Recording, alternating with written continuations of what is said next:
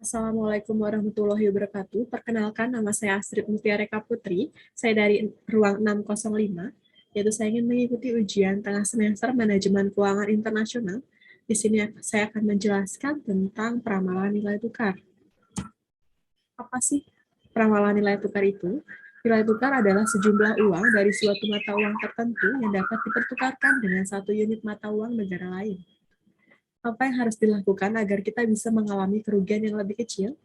Yang pertama, melakukan evaluasi. Yang kedua, memperbaiki sistem bisnis. Yang ketiga, melakukan perubahan.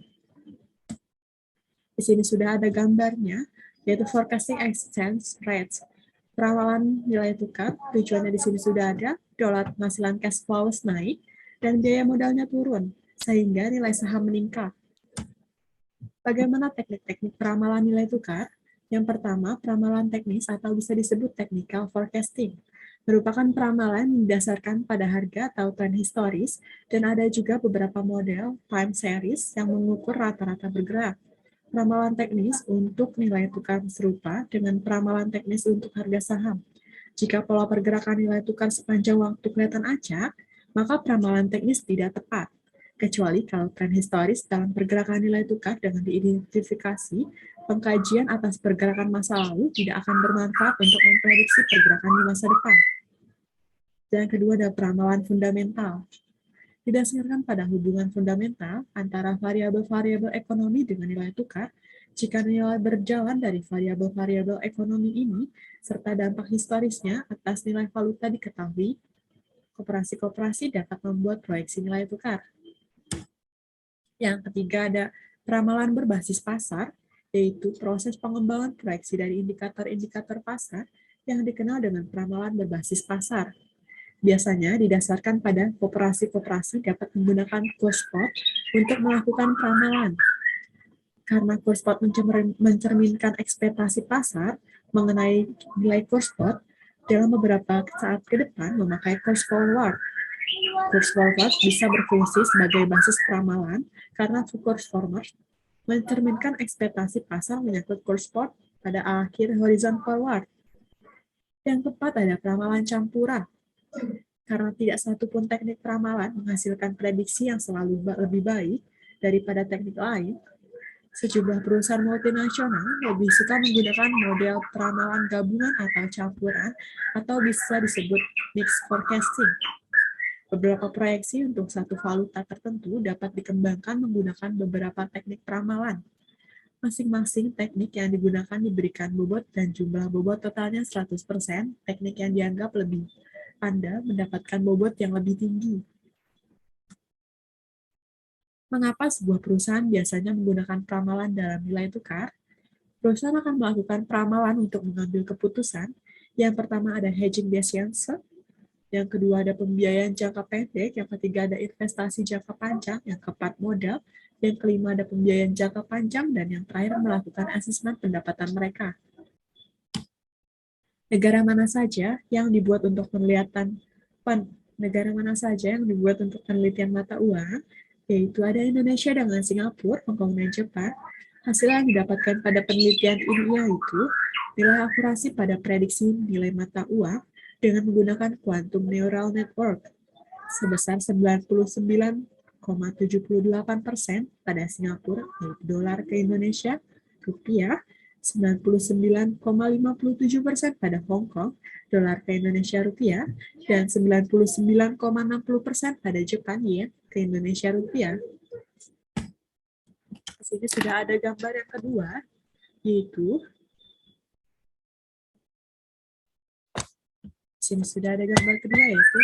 saya akan membahasnya tentang secara umum arus kas keluar yang terkait dengan bisnis internasional.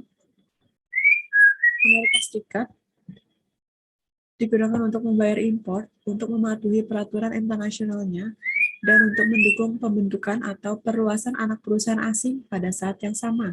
MNC menerima arus kas dalam bentuk pembayaran untuk ekspornya, biaya untuk layanan yang diberikan dalam pengaturan internasional, dan mengirimkan dana dari anak perusahaan asing. Diagram pertama dalam pameran ini menggambarkan kasus MNC yang bergerak dalam perdagangan internasional. Oleh karena itu, arus kas internasionalnya hasilkan baik dari pembayaran pasokan impor atau dari menerima pembayaran sebagai ganti produk yang diekspornya. Diagram kedua menggambarkan MNC yang terlibat dalam beberapa pengaturan internasional yang dapat mencakup lisensi internasional, waralaba, atau usaha patungan.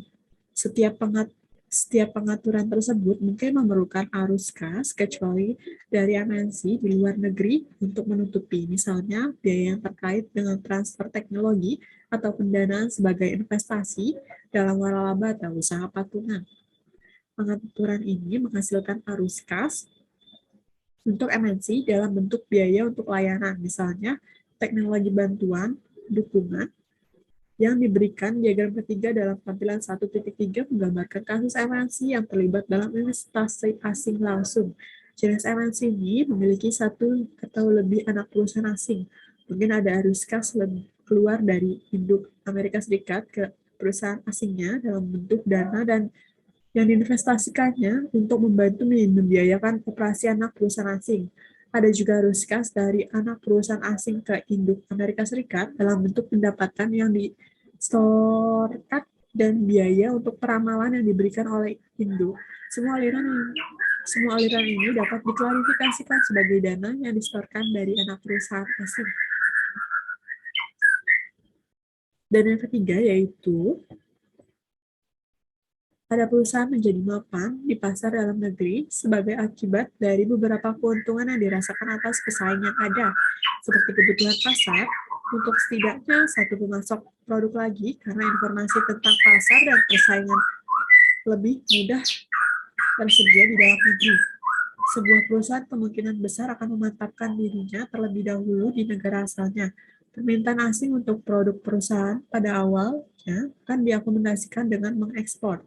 Seiring berjalannya waktu, perusahaan mungkin merasa satu-satunya cara untuk mempertahankan keunggulannya atas pesaing di luar negeri adalah memproduksi produk di pasar luar negeri, sehingga mengurangi biaya transportasi. Persaingan di pasar luar negeri tersebut dapat meningkatkan karena produsen lain lebih mengenal produk perusahaan. Perusahaan dapat mengembangkan strategi untuk memperpanjang permintaan asing untuk produknya. Salah satu pendekatan yang sering digunakan adalah yaitu untuk membedakan produk sehingga pesaing tidak dapat menduplikasinya dengan tepat. Fase-fase dari siklus produk ini diilustrasikan dalam tampilan 1.2.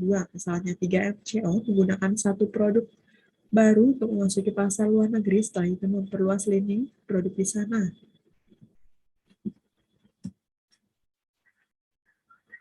Yang tepat ada yang berbasis di Jepang dan Eropa, umumnya berinvestasi di sekuritas utang Amerika Serikat ketika suku bunga tahunan mereka lebih rendah daripada suku bunga Amerika Serikat. Dampak arus modal internasional pada ekonomi Amerika Serikat ditunjukkan pada tampilan 2.7. Setiap saat, tingkat bunga jangka panjang di Amerika Serikat ditentukan oleh interaksi antara penawaran dana yang tersedia di pasar kredit Amerika Serikat dan jumlah dana yang diminta di sana. Kurva penawaran S1 pada grafik kiri mencerminkan penawaran dana dari sumber domestik. Jika Amerika Serikat hanya mengandalkan sumber domestik untuk pasokannya, maka tingkat bunga equilibrium akan menjadi I1 dan tingkat investasi bisnis Amerika Serikat ditunjukkan pada grafis kanan akan menjadi BI1. Tetapi karena kurva penawaran juga mencakup penawaran dana dari sumber luar negeri seperti yang ditunjukkan pada S2, tingkat bunga equilibrium adalah I2 karena arus modal internasional yang besar ke pasar kredit Amerika Serikat, suku bunga di Amerika Serikat lebih rendah daripada yang seharusnya.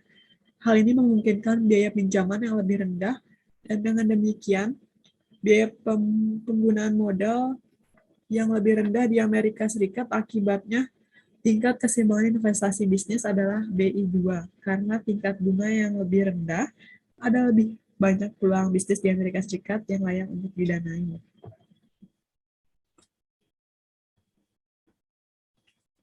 Dan yang terakhir, di sini ada multinational corporation, yaitu atau bisa disebut MNC. Di bawahnya ini ada foreign exchange market, yaitu bisa disebut pasar valuta asing. Adalah tempat transaksi jual beli falas. Di bawahnya itu ada dividen, remittance and financing, yaitu pengiriman dividen dan pembiayaan. Di sampingnya ada investing dan financing, yaitu investasi dan pembiayaan.